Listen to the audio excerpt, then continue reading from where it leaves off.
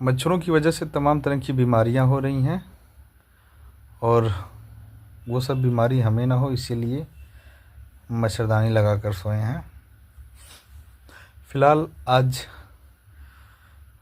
जिन विषयों पर हम चर्चा करने जा रहे हैं, ऐसे ही जैसे भारत जैसा देश दुनिया में सबसे बड़ा लोकतांत्रिक देश है और हमारे देश में जिस प्रकार से राजनीतिक पार्टियां लोक लुभावने वादे करके एक विशेष जाति, एक विशेष वर्ग, एक विशेष धर्म के लोगों को जिस प्रकार से अपीजमेंट किया जा रहा है, तुष्टीकरण किया जा रहा है, एक तरह से जानते हैं यदि कोई राजनीतिक पार्टी गलत कर रही है उसके बाद भी कुछ लोग उस राजनीतिक पार्टी का समर्थन करते हैं, उनका मनोबल बढ़ाते हैं, तो इसमें कहीं ना कहीं जानते हैं क्या है, कहीं ना कहीं आप किसी एक विचारधारा के गुलाम हैं। आपकी स्थिति जो है जानवरों से भी बदतर है। जब आप गलत को गलत करने के लिए आपके अंदर गट्स नहीं है, ऊर्जा नहीं है, तो कहीं ना कहीं ये महसूस होने लगता है ना कि आप निर्जीव हैं, आपका विवेक मर चुका है। तो इसीलिए मित्रों, आप स्वतंत्र रहें और पढ़ा लिखा इंटेलेक्चुअल होने का मतलब ये है कि आप सही गलत जो है लेने का निर्णय रखें। और जानते हैं आज संसार में याद रखिएगा सबसे जो बड़ा कठिन कार्य होता है ना, विरोध का होता है। हर एक इंसान अच्छा बनने की फिराक में एक दूसरे का क्या कर रहा है, बस जी हुजूरी कर रहा है। पर यदि उसी भीड़ में से एक व्यक्ति विरोध करता है तो समझ लीजिए उससे ज़्यादा कोई साहसी नहीं है। उसे पता है विद्रोह करने के बाद मेरी स्थिति क्या होगी, यहाँ तक मेरे प्राण भी लिए जा सकते हैं, मेरे ऊपर तमाम तरह की यातनाएं दी जा सकती हैं और तमाम तरह के सुख सुविधाएं भी मुझसे छीनी जा सकती हैं, क्योंकि कहीं न कहीं मैं इनका खिलाफत कर रहा हूँ। 1857 का जो विद्रोह हुआ था, ऐसे नहीं हुआ था। सोचिए मंगल पांडे के अंदर कितना गट्स रहा होगा। सारे भारतीय सैनिक ही थे। ब्रिटिशर क्या किए, जो ब्रिटिश के लोग थे वो भारत जैसे देश को गुलाम बनाने के लिए, यहाँ हुकूमत करने के लिए सबसे पहले उन्होंने क्या किया, यहाँ के लोगों को सेना में भर्ती किया और यहाँ के लोगों से ही यहाँ के लोगों को नियंत्रित करने लगे।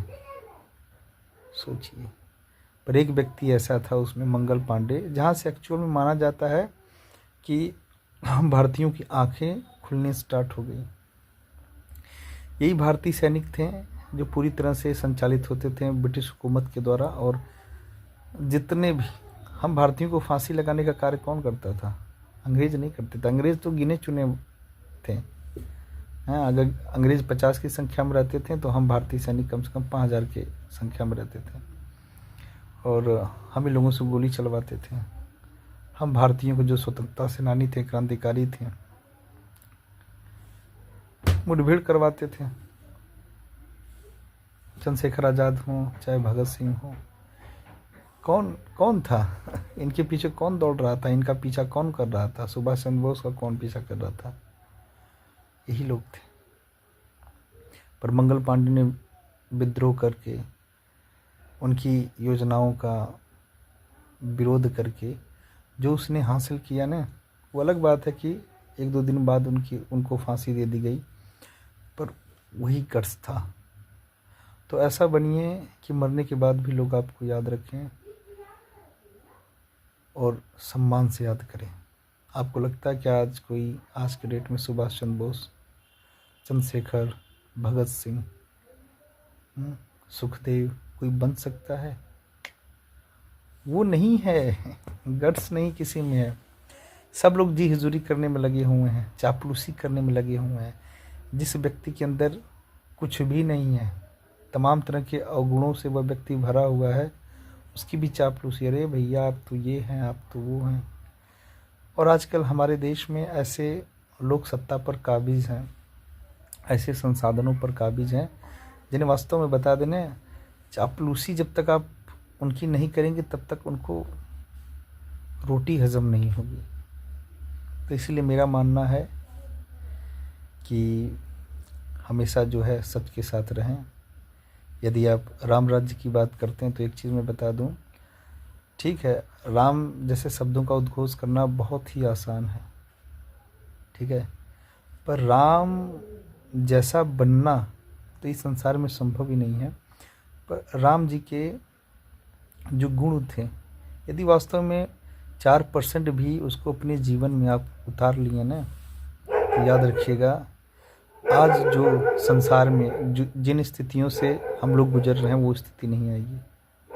देख रहे हैं ना चारों तरफ, कहीं इजराइल फिलिस्तीन में युद्ध हो रहा है, इसमें क्या हो रहा बताइए?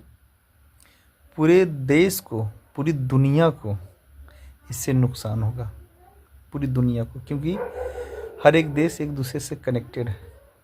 रसिया यूक्रेन से पिछले 2 साल से युद्ध हो रहा है, मानवता शर्मसार हो रही है। छोटे छोटे बच्चे जो है खाने के लिए मर रहे हैं, कुपोषण की स्थिति से जूझ रहे हैं, और बड़ी संख्या में लोग पलायन हो रहे हैं, एक देश से दूसरे देश में भाग रहे हैं शरण के लिए। सोचिए। तो इसीलिए दोस्तों, मानवता से बड़ा ना कोई धर्म है, ना कोई प्रेम है, और तो बाकी सब इस संसार में दिखावे के लिए है। तो ऐसे ही सोचा आप लोगों से बात करूं, बुरा लगे तो माफ़ करिएगा, और कोई सुझाव हो तो आप अवश्य दीजिएगा।